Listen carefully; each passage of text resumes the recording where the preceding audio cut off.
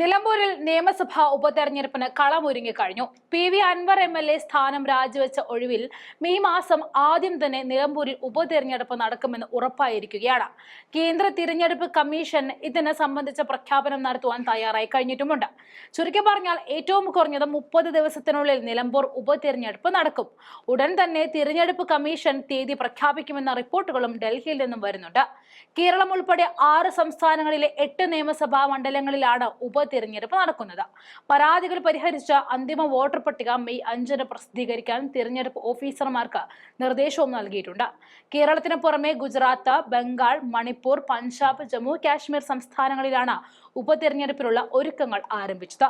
ഗുജറാത്ത്, ജമ്മു കാശ്മീർ എന്നിവിടങ്ങളിൽ 2 മണ്ഡലങ്ങളിലും, ബംഗാൾ, മണിപ്പൂർ, കേരളം, പഞ്ചാബ് എന്നിവിടങ്ങളിൽ ഓരോ മണ്ഡലങ്ങളിലുമാണ് ഉപതെരഞ്ഞെടുപ്പ് നടക്കുന്നത്. കരട് വോട്ടർ പട്ടിക ഏപ്രിൽ 4-ന് പ്രസിദ്ധീകരിക്കണം എന്നാണ് കമ്മീഷന്റെ നിർദ്ദേശം വന്നിരിക്കുന്നത്. എതിർപ്പുകളും പരാതികളും ഏപ്രിൽ 8 മുതൽ 24 വരെ ഉന്നയിക്കാമെന്നും തിരഞ്ഞെടുപ്പ് കമ്മീഷൻ അറിയിച്ചിട്ടുണ്ട്. പരാതികൾ മെയ് 2-നുള്ളിൽ പരിഹരിച്ച് 5-ന് അന്തിമ വോട്ടർ പട്ടിക പ്രസിദ്ധീകരിക്കണമെന്നും ഉത്തരവിൽ പറയുന്നുണ്ട്. എന്തായാലും നിലമ്പൂരിൽ ഉപതെരഞ്ഞെടുപ്പ് പോരാട്ടം ചൂടുപിടിക്കുകയാണ്. 2ാം പിണറായി സർക്കാരിന്റെ കാലത്ത് തൃക്കാക്കര, പുതുപ്പള്ളി, പാലക്കാട്, ചേലക്കര തുടങ്ങിയ മണ്ഡലങ്ങളിലായിരുന്നു ഇതിനോടകം തന്നെ ഉപതെരഞ്ഞെടുപ്പ് നടന്നത്. അതിൽ നിന്നുമെല്ലാം തീർത്തും വ്യത്യസ്തമായ സാഹചര്യമാണ് നിലമ്പൂരിലുള്ളത്. CPM-നൊപ്പം നിൽക്കുകയും ഒടുവിൽ ഗതികെട്ട് പാർട്ടി വിട്ട PV അൻവർ തന്റെ MLA സ്ഥാനം രാജിവെച്ചതോടെയാണ് നിലമ്പൂരിൽ ഉപതെരഞ്ഞെടുപ്പിന് കളമൊരുങ്ങുന്നത്. LDF പിന്തുണയോടെ കഴിഞ്ഞ തവണ തെരഞ്ഞെടുപ്പ് പോരാട്ടത്തിനിറങ്ങിയ അൻവർ കഷ്ടിച്ചാണ് കടന്നുകൂടിയത്. കോൺഗ്രസ് സ്ഥാനാർത്ഥി VV പ്രകാശുമായി ഏറ്റുമുട്ടിയ അൻവർ 2700 വോട്ടിനാണ് നിലമ്പൂരിൽ നിന്നും വിജയിച്ചു കയറിയത്.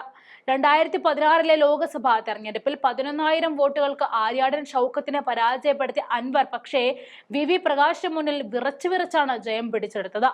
അതുകൊണ്ട് തന്നെ ഇക്കുറി ആഞ്ഞു പിടിച്ചാൽ മണ്ഡലം കൈപ്പിടിയിലാക്കുവാൻ സാധിക്കുമെന്ന ചിന്ത കോൺഗ്രസിന് നല്ല പോലെയുണ്ട്.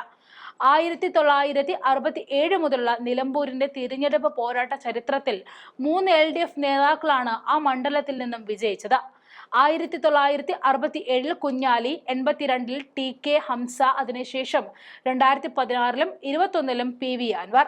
അന്തരിച്ച കോൺഗ്രസ് നേതാവ് ആര്യാടൻ മുഹമ്മദിലൂടെ കോൺഗ്രസ് ഉരുക്കുകോട്ടയായി കൈവശം വെച്ചിരുന്ന മണ്ഡലമാണ് അദ്ദേഹത്തിന്റെ മരണത്തോടെ PV അൻവർ പിടിച്ചെടുത്തത്. ആ മണ്ഡലം തിരിച്ച് UDF-ൽ എത്തിക്കാനുള്ള പോരാട്ടമാണ് കോൺഗ്രസ് നടത്തുന്നത്. CPM-നെ സംബന്ധിച്ച് അൻവർ പിൻവാങ്ങിയതോടെ പോരാട്ടം നയിക്കാൻ ആളില്ലാത്ത അവസ്ഥയിലാണ് നിൽക്കുന്നത്. M സ്വരാജ് അടക്കമുള്ള തീപ്പൊരി നേതാക്കളെ അണിനിരത്തുമെന്ന റിപ്പോർട്ടുകൾ ലെനിൻ സെന്ററിൽ നിന്നും വരുമ്പോഴും പഴയ ആത്മവിശ്വാസം പക്ഷേ CPM-നില്ല. എല്ലാം 1 മുതൽ തുടങ്ങേണ്ട അവസ്ഥയിലാണ് നിലമ്പൂരിൽ പാർട്ടി നിൽക്കുന്നത്.